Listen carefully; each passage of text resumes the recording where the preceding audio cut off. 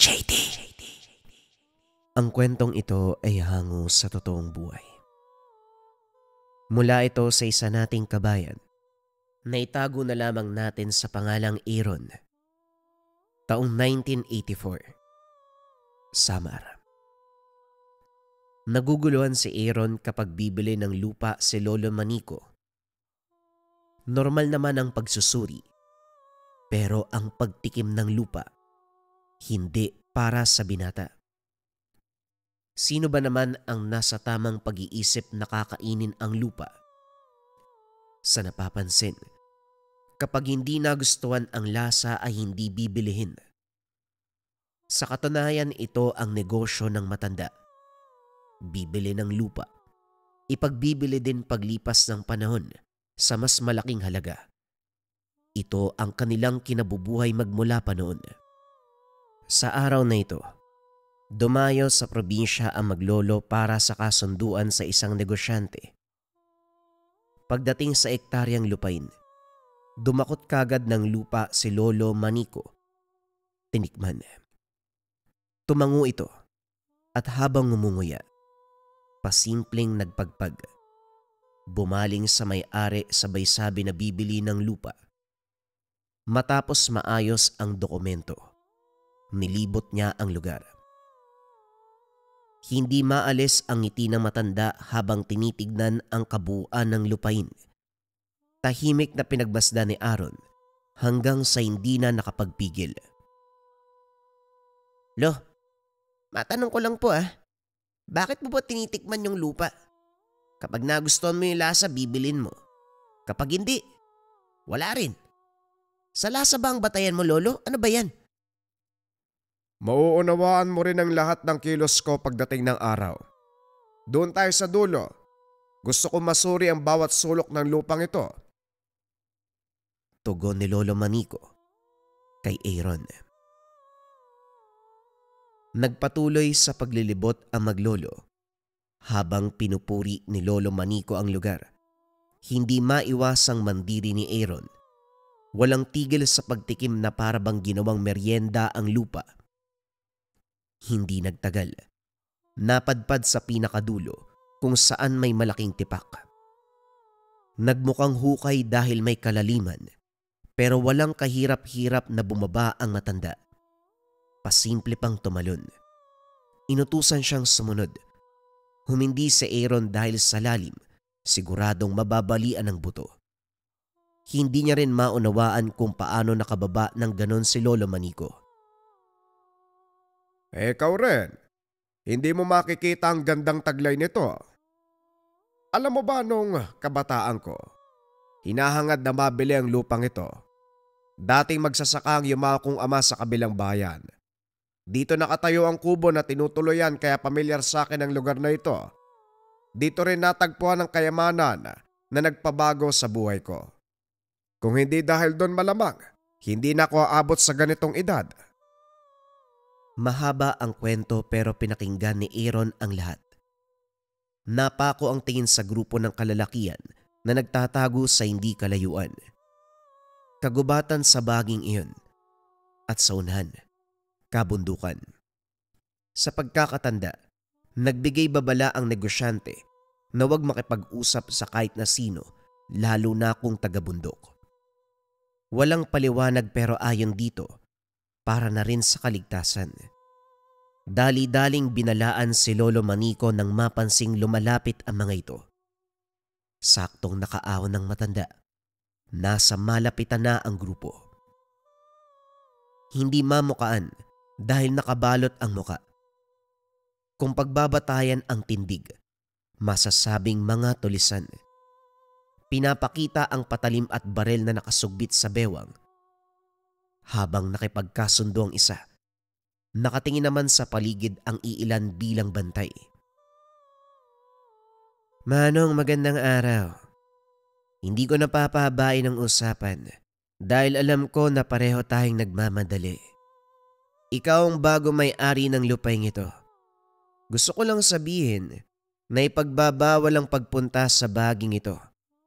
Kami nagbabantay, kaya kung ako sa inyo, malis na kayo. Wika ni Lando. Ako ang bago may-ari kaya sino ka para mag-utos sa akin? Ako magsasabi kung bawal o pwedeng pumunta dahil parte ito ng lupang binili ko. Kayo ng grupo mong umalis sa lugar na ito. Hindi mo yata nauunawaan, tanda. Ilang may-ari na ang dumaan sa lupaing ito. Lahat naman sila nakakaintindi. Ikaw lang ang hindi. Huwag mong palalain ang sitwasyon. Umalis kayo ng apo mo bago pa ako maubusan ng pasensya. Kung pasensya lang din ang pag-uusapan, manipis ang sa akin. Iho, ikaw ang hindi nakakakilala sa akin. At ang pinakaayaw ko, yung kagaya mo na ugali. Naku, sinasabi ko, kapag ako hindi nakapagtimpi, uuwi kayo ng bangkay. Napuno ng tawanan ang paligid. Tinuring na biro ng grupo ang bawat salita ni Lolo Manico. Kinukumbinsi na rin ni Aaron na wag nang pumatol. Sa dami ng mga ito, sa lakas nila, walang laban. Kaso patuloy ang pagmamatigas ng matanda. Tanda, wag ka nang magtapang-tapangan. Alam ng lahat kung gaano karupok ang buto mo sa mga tuhod. Isang tulak ko lang mababalian ka. Simple lang naman ang pakiusap ko. Umalis kayo sa bahaging ito. Hindi yan pakiusap. Utos ang ginagawa mo. Sana bago bumuka ang bibig mo, alam mo ang kaibahan ng mga salita, iho. Huling babala ko na ito. Kayong umalis bago lumaki ang gulo. Lumala ang tensyon. Parehong hindi nakapagpigil. Bumunot ng armas ang grupo sabay tutok. Napatanda na lamang ng krus si Aaron. Subalit laking gulat dahil wala ni isa ang pumutok. Maging ang mga ito ay nagtataka sa nangyayari. Naglabas na lamang ng patarim. Pero sa sandaling susugod, isa-isang bumagsak sa hindi malamang dahilan. Bago makabangon, umalis na ang maglolo. Lo, ano pong nangyari sa kanila? Bakit ganun? Hindi pumutok yung baril tapos nung susuguri na sana tayo, bigla na lang silang tumumba. Anong kababalagan yun? Ang sabihin mo, pinoprotektahan tayo ng Diyos laban sa masama. Dapat nga mas malala ang sinapit ng mga yun eh. Ang kagaya nila, hindi dapat nabubuhay sa mundo, perwisyo sila. Sa kabila ng sagot, hindi kumbensido si Aaron. Habang nasa ganong sitwasyon ng grupo, napansin ng binata na bumubuka ang bibig ng matanda na para bang may sinasabi. Hindi nga lang marinig, walang boses na lumalabas. Sa katunayan, hindi ito ang unang beses. May pagkakataon na uhuli itong sumasambit na mga salita na hindi naman maintindihan. Nagre-resulta ng kababalagan sa paligid. Ginagamit ang kakayahan sa hayop at sa tao, lalo na kapag may masamang balak. Sa pamamaraang ding ito nagawang makaligtas sa mga taong humahabol sa kanila noon. Swerteng nalusutan ng lahat ang pagsubok sa taong iyon. Sa oras ng hapunan, natanaw ni Aaron ang grupo. Umaaligid. Panay ang tingin sa tahanan. Inakalang hindi magtatagal pero nanatili sa mga sumunod na oras. Tinawag si Lolo Manico para magbigay alam. Sa halip na mabahala dahil tinutukan na sila ng baril, kalmado pa rin ito. Nilawagan ng pagkakabukas ng bintana. Pasimpleng pumwesto. Kumuway pa. Sinita pero ayaw makinig. Kung ipapakita mong natatakot ka, lalaki ang ulo ng mga yan. Lalo lang tayong pagdidiskitahan. Lolo naman ginagawa niyong biro eh. May baril ang mga yan. Isang bala lang. Ikakamatay na. Hindi natapos ni Aaron ang sasabihin ng magpaputok ang mga ito. Basag ang tinamaang salamin. Ginapang ng takot ang binata. Pero panay tawa ang matanda.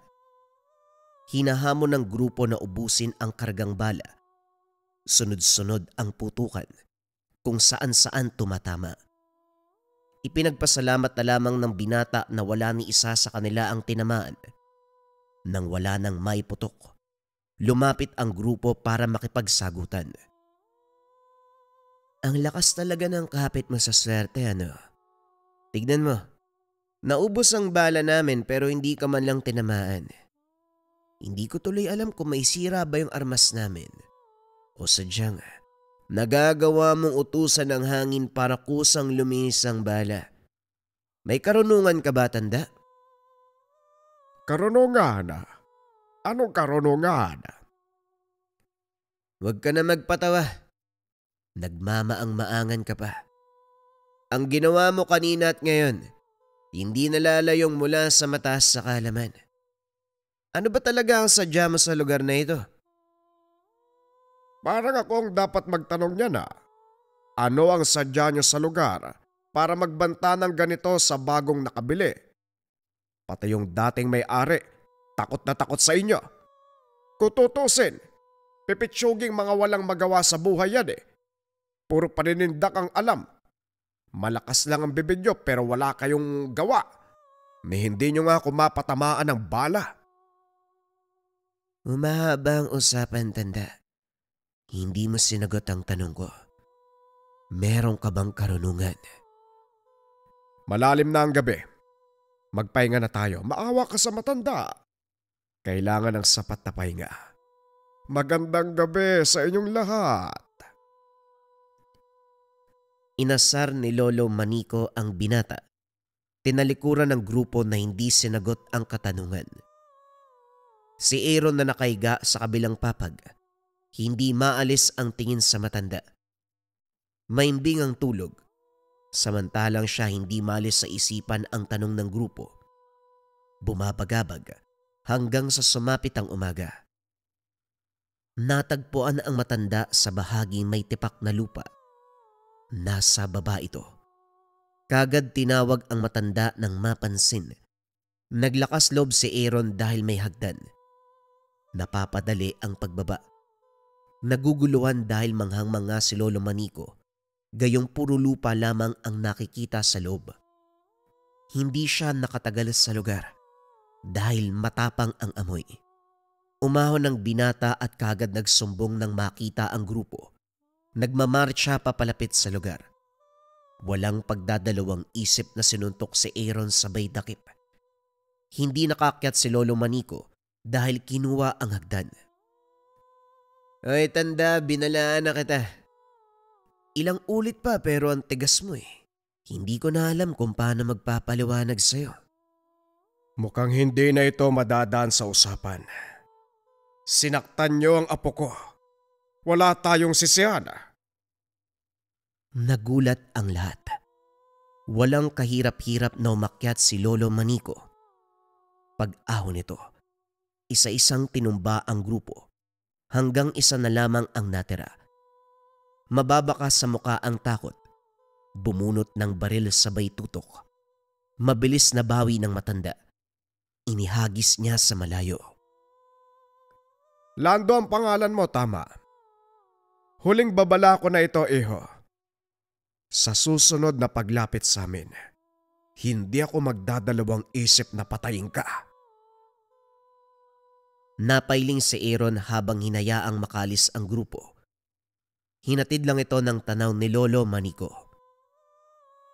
May laban naman pala, Lolo eh. Dapat pinatay niyo na yung mga yun sa ugali nun. Siguradong babalik sila. Nasa dugo ng mga yun ang kasamaan, walang duda. Mabuti nga kung babalik eh. May tanong ako na gustong makuhaan ng sagot. Wala akong tiwala sa salita kaya huhulihin ko sila sa akto. Iilan lang ang nakakaalam kung anong meron sa lugar na ito. Sigurado ko may nag-utos sa kanila. Kung sino man yon, aalamin ko. Seryoso ang muka ni Lolo Manico, kaya hindi na nag-usisa pa si Aaron. Tahimik na sumunod pabalik ng tahanan. Naabutan ang bisita. Isang matanda, nakaedad din ito.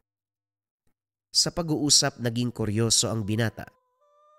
Maraming sinasabi pero napako ang kaisipan sa binanggit na mutya. Hindi lingid sa kaalaman ng tungkol dito. Sa katunayan, bata pa nang marinig ang gamit. Minsan na ring nasaksiyan kung paano gamitin at kung para saan. Isa sa sinasabing antingero ang ama na hindi kailanman nasilayan. Lalong tinalasan ang pandinig nang talakayin ang tungkol kay Arnold, ang ama ng binata. Nabalitaan ko nangyari kay Arnold. Tama ka ng inala. Boy pa siya pero naninirahan sa isang tribo dahil walang maalala. Hindi basta-basta yung huli niyang nakalaban si Casimon, kaya yun ang sinapit ng anak mo. May problema tayo. Inutusan kong iilan sa tauhan na dalhin si Arnold pabalik dito kaso may umarang. Ang mismong tribo na tinutuluyan ng kumalaban walang natira sa tao ko. Buhay si Arnold. Nasaan ang tribong yan? Huwag ka mag-alala. Hihingi ako ng tulong kay Bernardo. Marami siyang nasasakupang manunugis. Makikiusap tayo. Sa wakas natagpuan ang aking anak. Ilang dekada na siyang nawawala.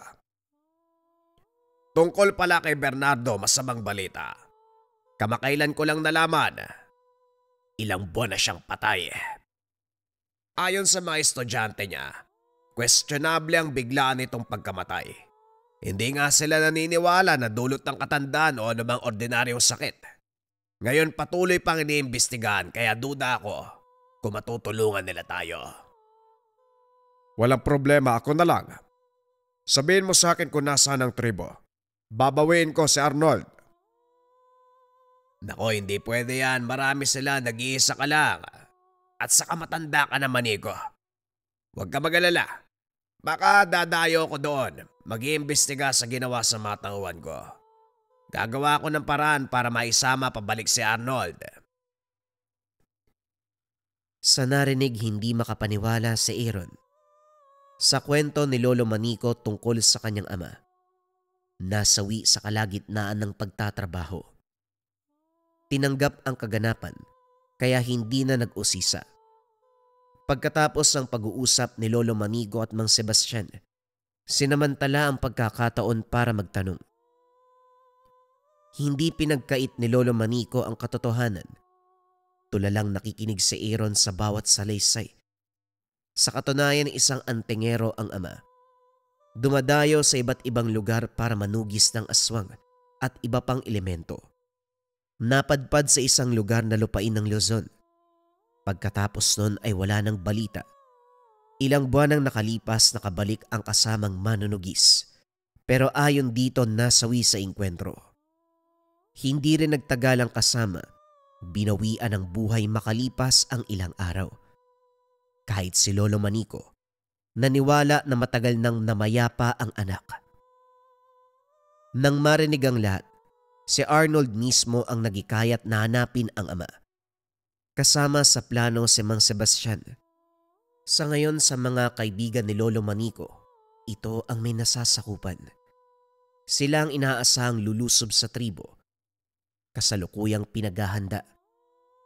Sa kalagitnaan, biglang nabasag ang bintana matapos ang sunod-sunod na putok. Sa hindi kalayuan, tanaw ang grupo ni Lando.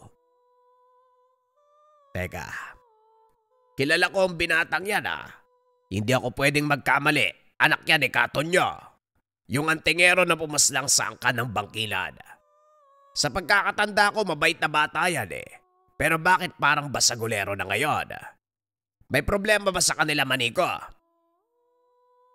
Yan ang hindi ko maunawaan Pagdating namin dito, sumugod kagad ang mga yan. Nagsimula ng gulo. Binalaan ko pero tignan mo ayaw tumigil Duda ko. Binabantayan nila ang tipak doon sa dulo ng lupain. Hindi ba usap-usapan sa mga antingero na doon isisilang ang mutya ng lupa? Mukhang yon ang inaabangan nila. Sa kilos sa mga bata, parang inutusan sila. Kaso ang tanong ko, sino? Mukhang malaki ang galit nila. Ako ba ang kakausap? Wag na. Hayaan mo lang ang mga yan. Babalikan ko sila pagkatapos ng problema kay Arnold. Saang tribo nga ba siya matatagpuan? Tuloy-tuloy ang pag-uusap. Wala ring tigil sa panggugulo si Nalando. Hinahayaan ang mga ito hanggang sa punto na umalis. Gumayak na rin sina Aaron para lumuwas sa kabilang bayan. Iniwan ang binata sa tahanan ni Mang Sebastian kasama ang iilang mag-aaral. Samantala, lumarga ang mga ito patungo sa tribo. Habang nag-aantay sa pagbabalik, nakilala ang mag-aaral na si Marcus. Sa kanya nalaman ang tungkol sa matatanda. Parehong antingero, nagtuturo sa mga nais matuto. Medalyon ang hawak ni Mang Sebastian. Mutya ng lupa naman kay Lolo Manico. Sa gamit ng lolo na agaw ang atensyon, kaya naman nag-usisa. Ibinahagi din ni Marcus ang kakarampot na nalalaman tungkol dito. Isa sa bigay na kakayahan ng mutya ay malaman kung pinamamahayan ng elemento ang lupain sa pamamagitan ng pagtikim. Naunawa ang lubos ng binata ang kakaibang kilos nito ni Lolo Manico. Buong akala'y isa lamang itong nakakadiring kilos. Pagsapit ng gabi, habang tulog ang lahat, nilusob ang tahanan ni Mang Sebastian. Hindi makilala ang grupo dahil may takip sa muka. Alisto naman ang lahat ng mag-aaral. Walang pagdadalawang isip na lumaban. Hindi maintindihan ni Aaron ang kaganapan. Bukod sa pisikalan, nagpapalitan ng sambit na mga salitang sila lamang ang nagkakaintindihan. Sa napapansin, dahan-dahang nanghina ang iilan. Hindi may kakaila ang lakas sa mga mag-aaral. Nilupig ang grupo. Nakatakas ang karamihan, pero may nadakip na isa. Laking gulat ng makilala. Walang iba kung hindi si Lando. Si Marcus, bilang may mataas na katungkulan, siya ang nanguna sa pagtatanong. Iginapos si Lando, panay tanggi sa mga akusasyon. Ilang ulit tinanong pero tikom ang bibig. Walang nagawa si Marcus kung hindi ikulong ito. Magintay sa pagbabalik ni Mang Sebastian. Matapos ang gabing iyon, nagtipon sa bakuran ang lahat. Abala sa pag-ayos sa mga nasirang kagamitan. Sa kalagitnaan dumating ang sulat mismo kay Mang Sebastian. Inatasan ang lahat na sumunod sa tribo. Gumayak ang lahat. Sumama rin si Aaron. Matapos ang mahabang paglalakbay, nakarating din ang tribo pero hindi doon tumuloy. Lumis ng daanan matapos makilala ang nag-aabang na kasamahan. Dinala sa tahanan kung saan nanunuluyan sila Lolo Manico at Mang Sebastian. Kagad pinag-usapan ang gagawin. Ayon sa pagsasaliksik, hindi sila makatutubo. Ang kanang aswang. Pinaslang ang buong tribo at sila ang pumalit. Matagal na panahon na silang naninirahan. Sa hindi kalayuan may nahukay na mga labi. Siguro, tira ng pambibiktima nila. Ngayon delikado ang buhay ni Harold sa loob. Ano man ang mangyari, ililigtas natin siya. Malaki ang laban natin dahil marami tayo. Parehong maalam sa orasyon. Pakikipaglaban sa pisikal na pamamaraan. Nagre-ritual din kami ng Manico. Dagdag proteksyon. Gagawin ang paglusob mamaya. Magsipaganda kayo. Habang abala sa paghahanda ang lahat, naglibot si Aaron sa kabila ng banta sa paligid. Walang ano-ano. Dumiretso sa bukana ng tribo. Pumwesto siya sa itaas ng puno. Tanaw sa hindi kalayuan ang mga ito. Kung titignan masasabing normal, malayo sa tinutukoy na aswang. Ilang ulit nang sinugod ang tahanan ni Lolo Manico, kaya kilala ng binata ang kilos ng nilalang. Kalaunan nasipat ang lalaki na hindi may tatangging kawig niya. Pumasok agad sa isip na ito ang ama. Subalit malusog ito. Maayos ang kalagayan. Nang lumakad pasot ng gubat, walang pagdadalawang isip na sinundan. Nanatili ang distansya. Pinagmasdang maigi ni Aaron ang galaw ng lalaki. Dumiretso ito sa sapa para mag-igib ng tubig. Habang nagsasalok, biglang lumitaw ang grupo ng kalalakian. Walang ano-ano. Sumugod ang mga ito. Hindi na bahala si Aaron dahil nagpakitang gilas kagad ang lalaki. Walang kahirap-hirap na tinumba. Natigilan na magpalit ng anyo ang isa. Hindi naman ito umaatake. Dahan-dahang umatras sa baylaho. Nagmamadali din sa pag-alis ang lalaki. Pagbalik ni Aaron, naisa na nitong ipaalam ang natuklasan.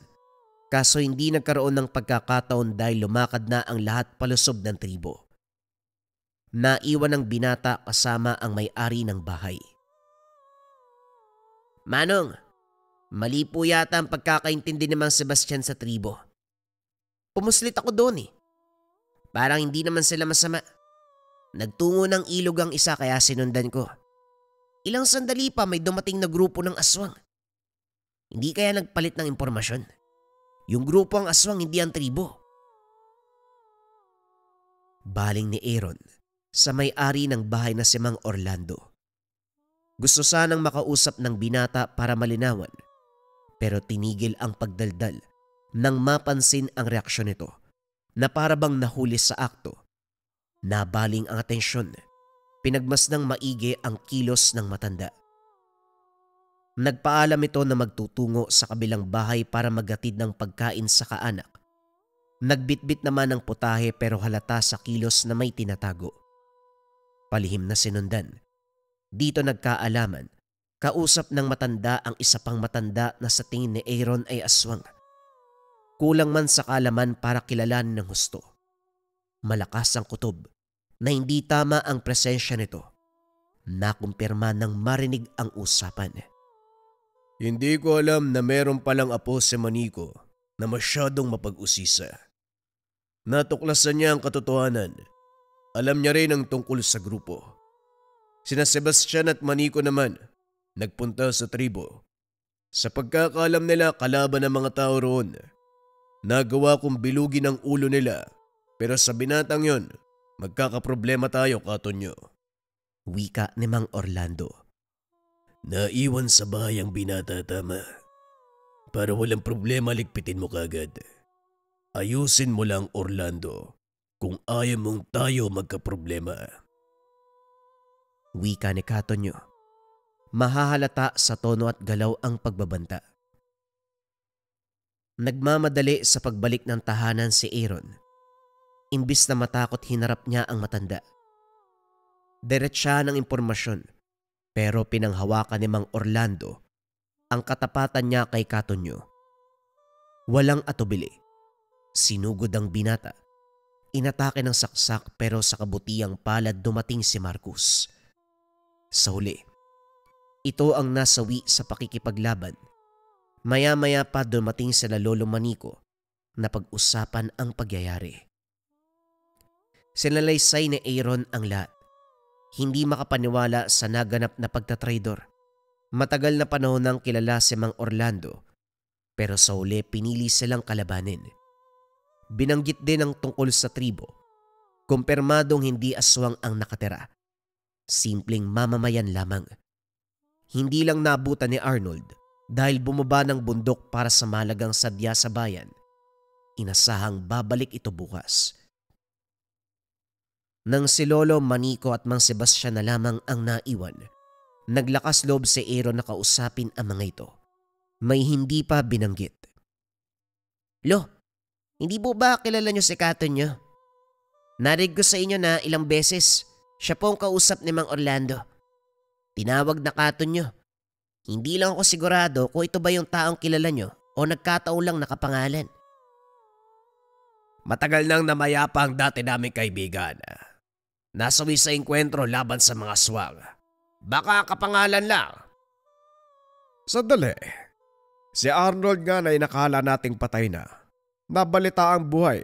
Paano kung ganun din ang nangyari kay Katonyo? Paano kung buhay siya? Pero hindi naman ganun ang pagkakakilala natin sa kanya. Isa siyang manunugis. Antingero. Hindi siya aswang. Manico, sa kabilang banda posibleng maging masama ang dating mabuti. Marami na akong nabalitaan na dating kanan, tapos sa huli naging kampo ng kaliwa. Naging aswang, mambabarang, mangkukulam, At kung ano-ano pa. Paano kung hindi talaga siya namatay? Pinalabas lang dahil nagbago ng katauhan. Sa dami ng posibilidad, hindi nalalayong mangyari yan. Nahulog sa malalim na pag-iisip ang lahat. Hindi nagawang isang tabi dahil may kinalaman sa kinahaharap ang problema. Kinabukasan maaga sa tribo. Sa kabutiang palad nakita rin ang ama. Ang problema, hindi sila nakilala na para bang burado sa alaala. Ang tinutuluyan nito ang nagkwento. Natagpuang nakahandusay sa gubat. Dinala sa tribo para gamutin. Nakaligtas sa bingit ng kamatayan pero nawalan ng memorya. Walang nakakaalam kung saan nakatira kaya kinupkup na lamang muna. Kahit sariling pangalan, hindi matandaan. Sila rin ang nagbigay ng pangalan dito. Si Manolo. Binigyan ng oras si Arnold na makapag-isip subalit kinakailangan ng bumalik. Umiwas si Lolo Manico sa mga kalaban. Habang wala pang naririnig mula sa kanila, dahan-dahan ang umalis. Kaso nga lang, nakaabang na ang mga ito. Tinambangan sa kalagitnaan ng daan. Napalibutan. May mga armas kaya kumalma muna ang lahat. Maliban sa orasyon, wala nang ibang proteksyon ang kasamang mag-aral. Hindi kayang saluin ng dasal ang bala. Mahinahong nakipagkasundo si Mang Sebastian. Nakiusap silang matatanda na lamang ang dakpin. Pakawalan ang mas nakakabata. Pero hindi madaan sa anumang usapan. Sa hindi inasahan, nagkainitan sa likod. Walang pagdadalawang isip na binaril ang isa sa mag-aral. Bumulugta sa harapan ng lahat. Dito napukaw ang atensyon ni Lolo Manico. Sumenyas kay Mang Sebastian na lumaban din sila. Sa sandaling magbibigay hudyat na sana, lumitaw ang matanda. Si Katonyo. Makaraan ng maraming taon nagkita rin tayo, Manico. Sebastian, hindi ko inasahan na sa ganitong pagkakataon pa. Anak mo pala ang lalaking yan. Kung alam mo lang, ilang tauhan kong pinaslang niya. Mana sa'yo, Manico. Masyadong matapang itong bata. Apo mo yan, hindi ba? Itinago ni Lolo Manico si Aaron sa likod. Pati na rin si Arnold. Katonyo, hindi ko rin inasahan na magkukrus ang landas natin sa panahong ito. Sa pagkakabalita dati, namayapa ka matapos ang engkwentro sa kalaban mo. Nagluksa ang lahat. Nakiramay.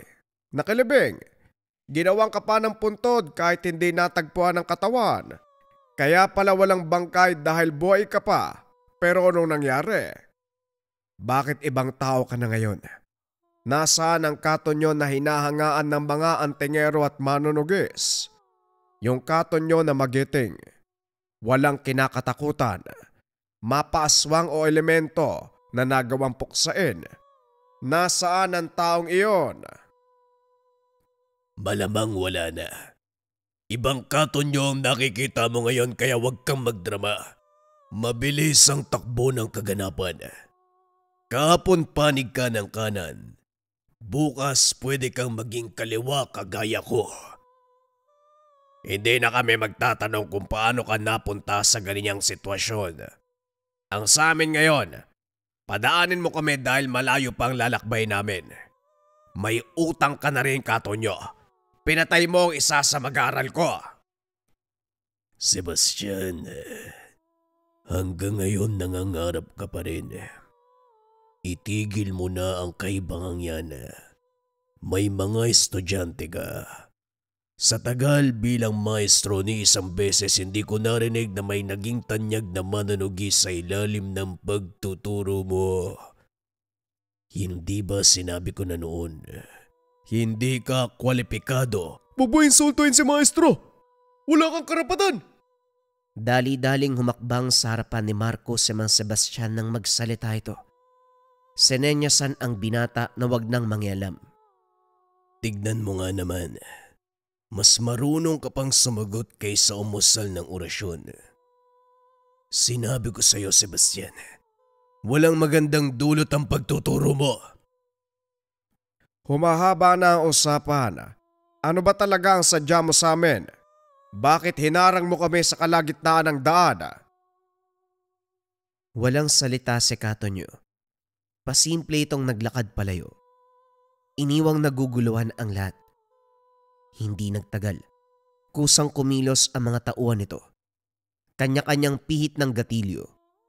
Mabuti na lamang mabilis si Lolo Manico. Nagawang pigilan. Kagaya ng ginawa nung sumugod ang grupo ni Lando. Sumambit na salita na naging dahilan para umurong ang bala. Si Mang Sebastian naman ngayon ang nagbigay ng hudyat. Gumante ng atake ang mga mag-aral. Nagpakawala ng orasyon para gabayan ang lahat. Sa kabutiang palad, nagawang lampasan ang pagsubok sa daan. Ligtas na nakarating sa paroroonan. Kagad nagluksa sa kasamahan na nasawi. Pagkatapos nito, balik ang atensyon kay Arnold. Umuwi ng tahanan ang maglolo. Walang tigil sa pagbabahagi si Lolo Manico para maalala ang nakaraang buhay. Kaso nga lang, burado talaga sa isipan nito ang bagay na yun. Maliban na lang sa pagiging mananugis. Nakakapit pa rin sa alaala ang tungkol dito. Kahit sa salita at kilos, mahahalata na patuloy pa rin sa tungkulin. Laking tuwa naman ng matanda nang malaman na hawak pa rin ito ang gamit, ang mutya ng lupa. Nang masipat ni Aaron ang gamit, nagtaka dahil mutya ng lupa rin ang gamit ni Lolo Manico pero magkaiba ang itsura. Sa matanda, parang hinulma ng pabilog gamit ang buhangin. Samantalang sa ama, may halin tulad sa tigang na lupa. Maraming bitak. Nang maiwan silang dalawa, sinamantala ang pagkakataon. Naikwento at napakilala na ako ni Lolo sa inyo pero ulitin ko. Ako si Aaron, anak nyo. Hindi na ako aasa na maaalala mo ko. Ilang buwan pa lang nung pinagbuntis ako tapos sabi ni nanay, wala ka na.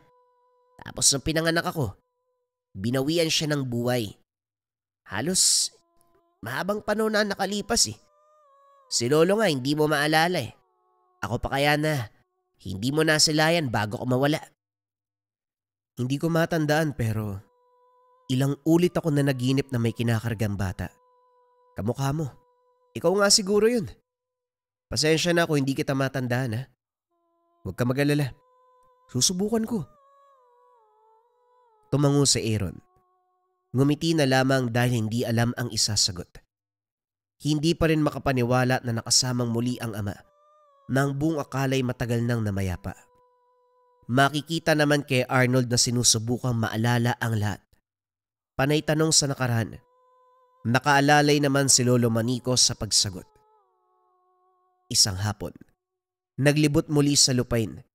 Dumiretso sa bahaging may tipak. Dito sumagi sa isip ni Arnold ang nakaraan dahil sa eksaktong lokasyon natagpuan ang mutyang tinatangan. Nang ilabas ang gamit, mararamdaman ang pagkakaisa ng enerhiya sa paligid. Dito ko natagpuan yung mutya na to eh. Hindi ako makapaniwala. Nakabalik ako sa lugar na to. Kaya pinaghirapan kong pag-ipunan para mabili. Malaki ang biyayang pinagkalob ng lupang ito sa atin. Diyan sa gamit na binigay sa'yo. Ilang ektarya to kaya malaking halaga ang kinakailangan. Natagalan sa pagbili. Ibig sabihin, Lolo, hindi mo na ipagbibili yung lugar na to. Akala ko kasi, parte pa rin ng negosyo mo, Lolo.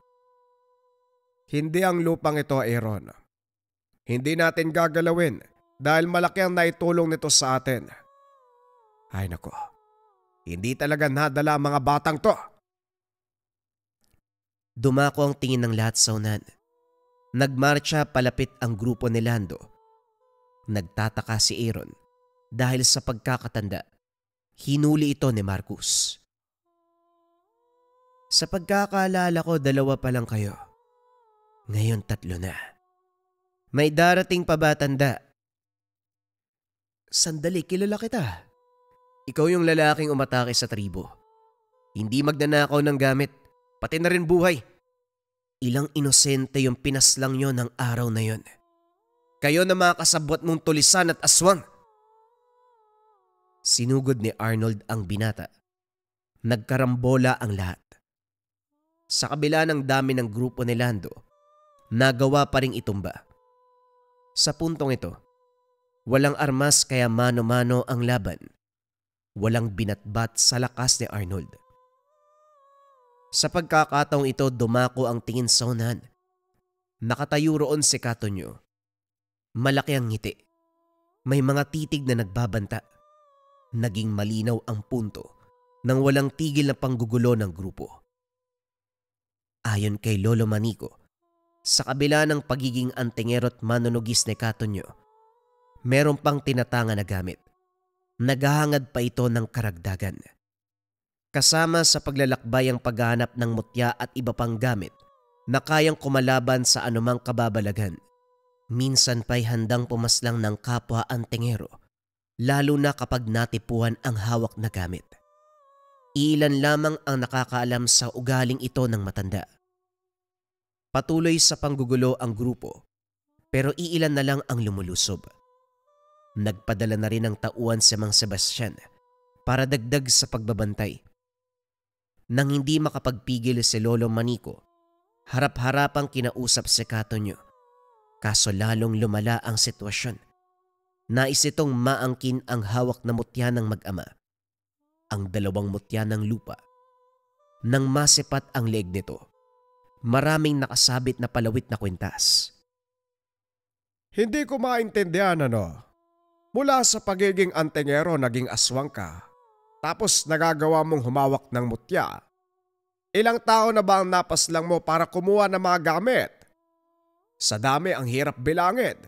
Hindi ka ba nangangawit sa leeg mo? Bigat yan O nga pala, hindi mabigat. Wala namang bisa yan. Kung wala ka sa tungkulin, tatalikod ang gamit kapag naramdaman nito na wala sa kanyang katapatan na nagtatangan. Tama ba, Katonyo? Tumigas ang muka ng matanda. Nanlilisik ang mga mata. Handa ng sumugod. Ang problema nga lang, tirik pa rin ang araw. Huminga ng malalim. Mahinahong tumugon. Inaasar mo lang ako, Manico. Bilang nakakatanda, uunawain kita. Dumaan din ako sa edad mo. Panahong may ganang magmatigas. Mas mabuti pang ibigay mo sa akin ang mutya ng lupa para hindi na kayo masaktan. Bakit mo nga kukunin? Hindi mo naman mapapakinabangan. Ngumiti si Katonyo. Nagtitimpi. Hindi nagtagal ay nagpaalam.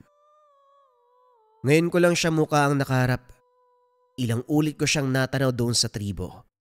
Dumidistansya, kaya walang oras na makausap. Masyado siyang masama. Kapag may nagmamatigas, pinapas lang. Malaki din ang atraso niyan. Nasasakupan niya ang umatake sa akin, kaya hindi ako nakabalik Nagulat ang lahat. Naaalala ni Arnold ang mga kaganapan. Gabi-gabing napapansin ni Aaron na may nagpaparamdam. Biglang may dumapo sa bubong. Mag-iingay. Kakalmutin ng yero na halos gusto nang tanggalin. Alisto sina Lolo Manico at Arnold, pero hindi maabutan ang nilalang. Mabilis itong nakalipad. Ilang gabi nang walang tulog sa pagbabantay. Lumipas sa mga araw, ganun pa rin ang nangyayari. Pero sa pagkakataong ito, isa-isang nawawala ang mga tauang pinadala ni Mang Sebastian. Walang naiwang bakas. Naglalaho na lamang bigla. Hindi masabi na umuwi dahil likas sa mga ito ang magpaalam. Nang suriin ang kabundukan, isa-isang natagpuan. Ang malala ay ginapos sa puno. Kalunos-lunos ang kalagayan. Dinala ang lahat pabalik sa balwarte ni Mang Sebastian para magamot. Manico, hindi na ako makakapayag na wala tayong gagawin. Tignan mo ang ginawa nila sa mag-aral ko. Pinahirapan ng mga bata. Sa ayaw at sa gusto mo, Pupuksain ko ang kasama ng katonyo na yan. Huwag ka magpadalos-dalos. Kailangan natin mag-ingat dahil marami tayong pinoprotektahan. Ako, anak at apo ko. Ikaw naman ang mga mag-aaral mo. Walang nakakaalam kung paano ngayon kumilos si katonyo. Hindi na siyang kilala natin. Ibang tao na yan. Habang nag-uusap ang matatanda, lingid sa kalaman ng mga ito na kumilos na si Arnold. Hindi nagawang pigilan ni Aaron dahil gusto ng binata na matapos ang kaguluhan. Pinangako ng ama na kung ililihim, sisiguraduhing tatapusin ang lahat. Sa kabilang banda, tanaw ni Arnold ang barong-barong sa masukal na bahagi ng gubat. Dinig na dinig ang halakhak ni Katonyo kasama ang nasasakupang aswang. Makalipas ang ilang sandali, bumaling sa anak si Lando. Walang pagdadalawang isip na pinagbuhatan ng kamay. Nagkasagutan pero nanaig ang kasamaan ng matanda. Sa harapan ng lahat pinaslang ang binata. Kinain nito ang laman at dugo. Tinakot ang nasasakupan, nasasapitin ng sino man ang nangyari sa oras nakakalaban. Bago matapos ang drama nito, sumingit si Arnold. Mawalang galang na po. Hindi ako naligaw o kung ano man. Gusto lang talaga kita makausap. Ikaw yung tanda.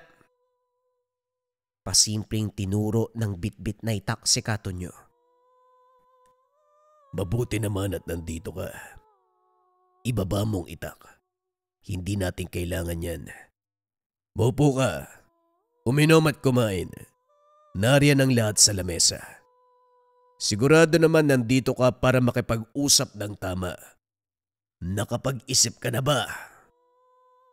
Oo, nakapag-isip na ako na mas maigi. Kung tatapusin ko kayong lahat, wala nang gagambala sa pamilya ko. Isa ang ligpitan dahil malaki ang atraso mo sa akin. Mga tauhan mong sumugod. Kamuntikan pa ako mamatay.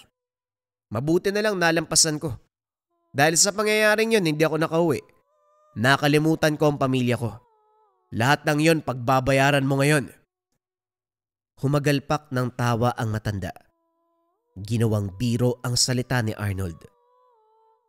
Sa kilos nito, kampanteng-kampante dahil nag-iisa lang ang binata at marami sila. Isa pa, kamuntikang masawi sa nakaraang inkwentro si Arnold sa mga kamay ng tauhan nito, kaya dumagdag sa kumpiyansa na mananalo. Sinubukan muli si Katonyo. Kinumbinse na ibigay na lamang ang mutya para wala ng gulo. Ngunit buo ang desisyon ni Arnold. Tatapusin ang grupo. Nang sumugod ang mga ito alisto sa pagkilos, sinasabayan ang galaw, isa-isang tinutumba. Bawat latay ng patalim may aswang na napupuksa. Hindi naglaon si Katonyo na lamang ang natira. Makikita sa mukha ng matanda ang takot. Dahan-dahan pa itong umatras. Sinubukang magbitiw ng orasyon, pero dahil binalot ng kasamaan ng pagkatao, wala nang bisa ang natutunan mula sa kanan. Para na lamang siyang nagbubuga ng hangin sa tuwing magsasalita. Nang mapagtanto kung gaano kadelikado ang sitwasyon, nagpa siya na ilantad ang tunay na anyo. Nagpalit bilang aswang. Walang pagdadalawang isip na sumugod. Kalmot ng kalmot. Sumusubok na lumapit kay Arnold, pero dahil sa bisa ng tangan ay hindi magawa. Kahit ang kalmot hindi nakakaabot. Gusto pang yang gawin sa pamamagitan ng laway, pero lahat ng ito ay palpak. Nang makabuelo walang pinatawad. Hinagupit ng taga na parang nagkakatay lang ng karne. Pinong-pino ang pagkakatadtad. Pagkatapos, binaon ang parte sa magkabilang dulo ng bundok. Nagyayabang ka pa. Ang dali mo lang palang patayin. Kung dati walang katuturan ng balita na patay ka na, ngayon totoo na yan. Patuloy ka sanang usigin ang konsensya mo sa kabilang buhay. Marami ng pinaslang na inosente. Dati ka pa naman sanang manunugis. Nakahinga si Aaron nang matanaw ang ama. Halos mahimatay sa pagsisinungaling. Panay tanong si Lolo Manico kung nasaan ito. Nagdadayla ng binata na nagbitiw ng pangako sa ama. Tay, nagawa mo na ba? Kanina pa nagtatanong si Lolo tungkol sa iyo eh. Wala akong sinabi eh. Kasi sabi mo, tatapusin mo yung gulo. Pinagtatakpan kita, sana nagawa mo? Unang beses mo akong tinawag na tatay ah. Masarap pakinggan. Nasaan ang lolo mo, kakausapin ko? Hindi mo pa nga sinasagot yung tanong ko, nagawa mo na ba? Mangangako ba ako kung di ko magagawa? Siyempre tinapos ko na yung problema. Gumiti ka. Magmula ngayon, wala nang manggugulo sa atin. Nang marinig ni Lolo Manico ang usapan, nagalit ito nung una. Nagplano pa sila ni Mang Sebastian ng gagawin, pero inunahan na ni Arnold. Inunawa na lang din. Ang mahalaga, tinalo ang kasamaan ni Katonyo. Sa ganung paraan natapos ang problema. Tuwang-tuwa si Lolo Manico dahil kahit ilang taong nawala si Arnold, nakabalik siya. Swerteng hindi nakalimutan ang buhay bilang manunugis. Nagawang gampanan ng tungkulin. Sa kabilang banda, unti-unting tinuruan ni Arnold si Aaron. Nasaksiyan ng binata kung paano gumana ang mutya. Nagkukulay pula ang bitak. Umiilaw kapag naglalabas ng bisa. Sinasama ito sa aktwal na panunugis. Namamangha sa kabila ng kababalagang nangyayari. Dasal, orasyon, ritual. Pinakita lahat kung paano gawin at para saan. Matyagang minulat, kaso malayo ang interes ng binata sa ganitong bagay. Magalang na tumanggi si Aaron. Inunahan na ang ama. Matapos maramdaman na gusto siyang ipasok sa tungkulin, sinubukan naman ng binata. Pero kahit anong gawin, malayo sa isipan niya ito. Hindi rin nais na magpanggap dahil alam ni Aaron na walang magandang dulot ang pagsisinungaling. Tinanggap naman ng ama ang rason niya. Hindi na siya pinilit pa. Humantong sa punto, isa-isa nang namaalam ang mga mahal sa buhay. Nauna si Lolo Manico buhat ng katandaan. Sumunod naman si Arnold. Makaraan ang ilang taon. Naiwan siya sa lupaing binili. Nakasanayang tumambay sa may tipak. Pinagawa para maging kaaya-aya ang pagpapahinga. Sa mga panong ito, hawak pa rin ng binata ang mutya ng lupa na dating pagmamay-ari ng lolo at ama. Hindi man tuluyang tinanggap ang lakas ng tangan. Pero alam niya sa kanyang sarili, ito ang nagbibigay ng proteksyon sa kanya. Ito ang nagbibigay ng walang hanggang swerte. Anumang oras na nais niyang gamitin, siguradong ililigtas siya ng kapangyarihan ng tangan. Siguradong muling magiging aktibo ang isang malakas na tangan na ginamit ng kanyang lolo at ama, na mas kilala sa katawagan na mutya ng lupa. Naospitalang mangkukulam matapos isuot ang marahuyo bracelet. Last week mga kabayan, merong patotoo sa live stream natin.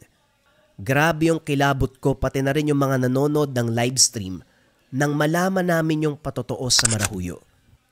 Pagkasuot, kinabukasan umepekto kaagad ang marahuyo. Nagrebuelta o sumbalik, balik sumpa. Halos nagdeliryo na yung mangkukulam sa ospital sa tulong ng marahuyo bracelet. Pero bakit ba nangyari yun? Ang marahuyo bracelet ay depensa espiritual, kontra kulam, barang, tigalpo, palipad hangin, usog o namang masamang uri ng sumpa. Pero kabayan, bakit na ospital? Dahil ang marahuyo ay may kasamang rebuelta, balik sumpa. Kung ano man ang sumpa na binigay sa inyo, ibinabalik sa taong nagbigay. Kung interesado ka sa Marahuyo kabayan, paki-search lang ang shop ng Lika Merchandise Marahuyo. Mag-ingat sa mga scammers.